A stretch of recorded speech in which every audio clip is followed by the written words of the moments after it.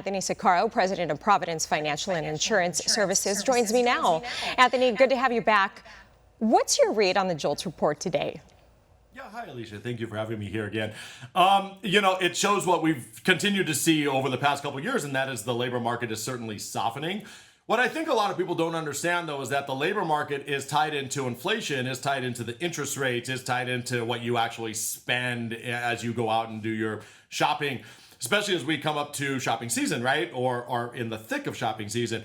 When it comes to the labor market, 7.7 million job openings right now. It's the same as it was last month. But compare that to the post-pandemic recovery where there were 12 million job openings, and you start to see that there was a very significant drop in job openings over time.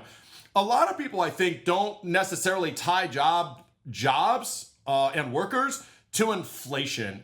It used to be a couple years ago that there were 2 jobs available for every worker. And what that meant is that a worker could quit one job and go to another job because there was plenty of jobs available, more jobs than workers, and they could quit one and go to another one and command more money in the process. Or if they wanted to stay at the company they were with and they were a good worker, that company might have to pay them more money to get them to stay. I had to do that with my employees. A lot of companies had to do that.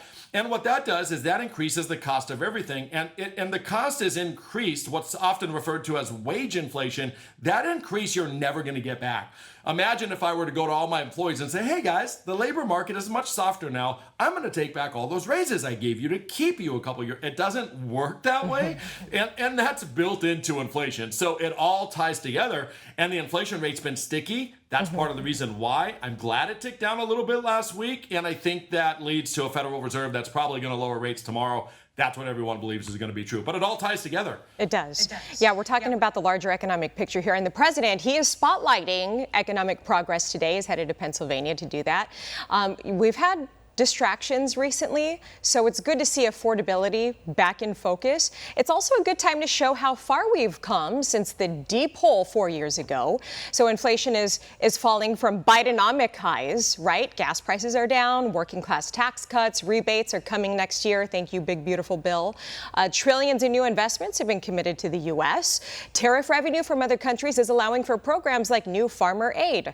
Also, that $2,000 tariff rebate check for Americans, that's still on the table as well. So obviously everything is not perfect. It never is, right? But some food items like steaks are still high, for example. So if you eat a lot of steaks, your grocery bill's probably still a little high. But overall, is this an important economic reminder that the president should refocus on? Oh, yeah, absolutely. I mean, it all comes down to what consumers can afford, what they can spend. The average everyday American has to be able to afford to live and live a comfortable retirement. And it all, is built back into what we talked about before, into inflation. I think one of the biggest areas, though, that people tend to forget about, and you just rattled off a whole lot of changes and progress that has been made. But one thing that I didn't hear you say in that initial list is the fact that the tax rates are now down and are going to be permanently down, at least through the end of his term, through the Tax Cuts and Jobs Act that he initiated the first time.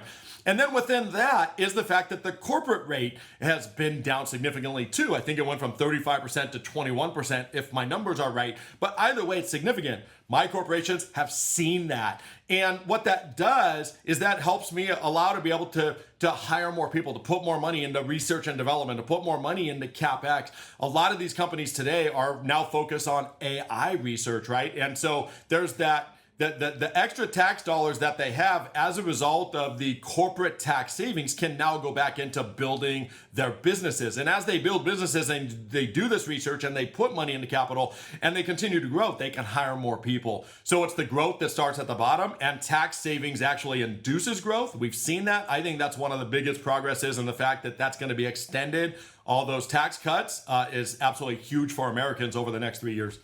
For all our viewers asking where One America News is heading in the future, we would like to introduce you to OAN Live.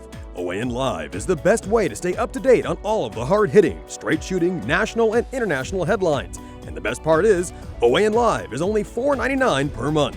All the credible, honest, unbiased reporting One America News offers at a fraction of the cost of cable.